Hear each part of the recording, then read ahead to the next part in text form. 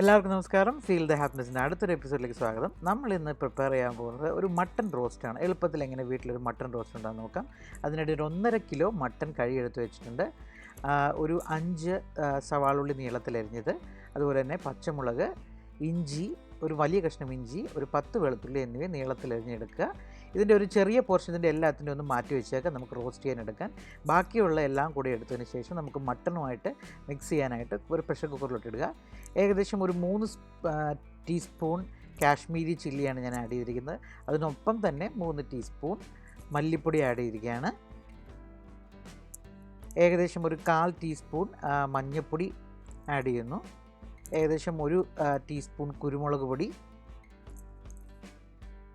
ആവശ്യത്തിന് ഉപ്പ്, പിന്നെ കുറച്ച് ഒരു സീക്രട്ട് ഇൻഗ്രീഡിയൻറ്റ് ആഡ് ചെയ്യാൻ പോകുന്നൊന്നുമില്ല, നമ്മുടെ സാധാരണ പച്ച വെളിച്ചെണ്ണയാണ്. അത് ആഡ് ചെയ്യുമ്പോൾ ഒരു സ്പെഷ്യൽ ടേസ്റ്റ് ഉണ്ട്.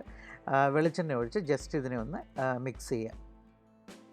ഈ മട്ടൺ വാഷ് ചെയ്യാൻ നേരത്ത് നമുക്ക് വേണമെങ്കിൽ ലെമൺ ഇട്ട് വാഷ് ചെയ്യാവുന്നതാണ്. അതിൻ്റെ ഒരു മണം, ഒരു മട്ടൻ്റെ ഒരു മണം അങ്ങ് മാറിക്കിട്ടും. പിന്നെ അവസാനമായിട്ട് ഞാൻ ആഡ് ചെയ്തതാണ് കുറച്ച് ഗരം മസാല. ആ ഗരം മസാല ആഡ് ചെയ്തിട്ട് നന്നായിട്ട് മിക്സ് ചെയ്യുക. വീണ്ടും നമുക്ക് കുറച്ച് മല്ലിയിലയും കറിവേപ്പില ഇതിൻ്റെ കൂടെ ആഡ് ചെയ്തതിന് ശേഷം നമുക്ക് കുക്കർ അടച്ച് ഏകദേശം ഒരു 3 മുതൽ 4 വിസിൽ, ഓരോ കുക്കറിനും ഓരോ സമയമാണ്, അത് നിങ്ങളത് നോക്കിയതിന് ശേഷം 3 മുതൽ 4 വിസിൽ വരെ അടിച്ചതിന് ശേഷം അത് അടുപ്പത്ത് നിന്ന് ഇറക്കി വയ്ക്കുക. ആ സമയം കൊണ്ട് നമുക്കൊരു പാത്രം ചൂടാക്കിയെടുക്കാം. ഞാനിവിടെ ഒരു പാൻ എടുത്തിരിക്കുന്നത് വലിയ ഉരുളിയാണ് എടുത്തിരിക്കുന്നത്, ഇറ്റാലിയത്തിൻ്റെ ഉരുളിയാണ്. അതിലോട്ട് പട്ട, ഗ്രാമ്പൂ, ഏലക്ക, അതുപോലെ തന്നെ പെരുംജീരകം എന്നിവ വെളിച്ചെണ്ണയിലായിട്ടിട്ട് ചൂടാക്കിയെടുക്കുക. അതിനകത്തോട്ട് നമ്മൾ ആദ്യം മാറ്റി വെച്ചിരിക്കുന്നത് നമ്മുടെ നീളത്തിലരിഞ്ഞ് ഇഞ്ചിയും വെളുത്തുള്ളിയും കൂടെ ഇട്ട് ഒന്ന് മിക്സ് ചെയ്തെടുക്കുക. ഈ സമയത്തൊരു സ്പെഷ്യൽ സ്മെല്ലാണ് ആ ഇഞ്ചി വെളുത്തുള്ളിയുടെ.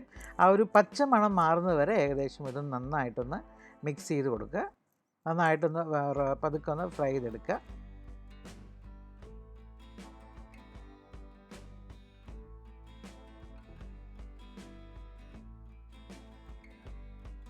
അപ്പോൾ അത് ഏകദേശം ഒന്ന് ചെറുതായിട്ട് പച്ചമണം മാറിയിട്ടുണ്ട്. ഇപ്പോൾ അതിനുശേഷം ബാക്കിയുള്ള നമ്മുടെ സവാള ഉള്ളിയും കൂടെ നമുക്കിതിൻ്റെ കൂടെ ഇട്ട് വളരെ നന്നായിട്ട് ഒന്ന് മിക്സ് ചെയ്യുക. ഞാൻ പറഞ്ഞ പോലെ തന്നെ ഞാൻ ഇവിടെ വെളിച്ചെണ്ണ തന്നെയാണ് യൂസ് ചെയ്തിരിക്കുന്നത്. വെളിച്ചെണ്ണയ്ക്കാണ് ഒരു സ്പെഷ്യൽ ടേസ്റ്റ് ഉണ്ടാവുക. ഇതിൻ്റെ കൂടെ നമുക്ക് തേങ്ങാക്കൊത്തൊക്കെ ഇടുന്ന ആഗ്രഹർക്ക് ഈ കൂട്ടത്തിൽ തന്നെ തേങ്ങാക്കൊത്തും ആഡ് ചെയ്യാവുന്നതാണ്. അപ്പോൾ നമ്മുടെ ഉള്ളി ഏകദേശം ആയി തുടങ്ങിയിട്ടുണ്ട്. ഇനി ഇതിനകത്തോട്ട് കുറച്ച് ഉപ്പ് ആഡ് ചെയ്യുക.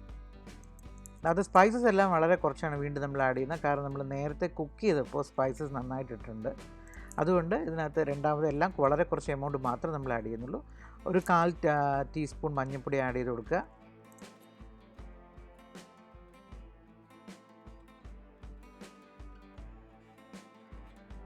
അതുപോലെ തന്നെ 1 teaspoon Kashmiri chilli powder add ചെയ്ത് കൊടുക്കുക. 1 ടീസ്പൂൺ മല്ലിപ്പൊടി ആഡ് ചെയ്ത് കൊടുക്കുക. ഇതെല്ലാം കൂടെ നമുക്ക് ജസ്റ്റ് ഒന്ന് നന്നായിട്ടൊന്ന് മിക്സ് ചെയ്തെടുക്കാം. അതിൻ്റെ ആ ഒരു പച്ചമണം പോകുന്നവരെ ജസ്റ്റ് ഒന്ന് മിക്സ് ചെയ്ത് ഒന്ന് റോസ്റ്റ് ചെയ്തെടുക്കുക, ഒന്ന് സോട്ട് ചെയ്തെടുക്കുക. ഇത് ഏകദേശം ഒരു 2-3 മിനിറ്റ്സും കൊണ്ട് ഹൈ ഫ്ലെയിമിൽ തന്നെയാണ് ഞാൻ ചെയ്തിട്ടിരിക്കുന്നത്. അത് ഏകദേശം ഈ ഒരു പരുവമാവും. അതിനുശേഷം വീണ്ടും ഒരു 1/2 ടീസ്പൂൺ കുരുമുളക് പൊടി ഞാൻ ആഡ് ചെയ്യുകയാണ്. അതും വളരെ നന്നായിട്ട് ജസ്റ്റ് ഒന്ന് മിക്സ് ചെയ്യുക. അത് ഹൈ ഫ്ലെയിമിൽ തന്നെ വെച്ചിട്ട് തന്നെ നമുക്കൊന്ന് സോട്ട് ചെയ്തെടുക്കാം. ഇനി അവസാനമായിട്ട് നമ്മൾ ആഡ് ചെയ്യാൻ പോകുന്ന ഒരു തക്കാളിയാണ്. 2 തക്കാളിയാണ് ഞാൻ നേരത്തെ കട്ട് ചെയ്ത് വെച്ചിരുന്നതാണ്. നീളത്തിൽ കട്ട് ചെയ്ത ഒരു 2 തക്കാളി കൂടെ എടുത്തിട്ട് ഇതിൻ്റെ കൂടെ നന്നായിട്ടൊന്ന് സോട്ട് ചെയ്തെടുക്കുക. ഹൈ ഫ്ലെയിമിൽ തന്നെ വെച്ച് ചെയ്യുക. പ്രത്യേകം ശ്രദ്ധിക്കേണ്ടത് ഈ സമയത്ത് അടിയിൽ പിടിക്കാൻ സാധ്യതയുണ്ട്. അതുകൊണ്ട് നന്നായിട്ട് ഇളക്കി കൊടുത്തുകൊണ്ടിരിക്കുക.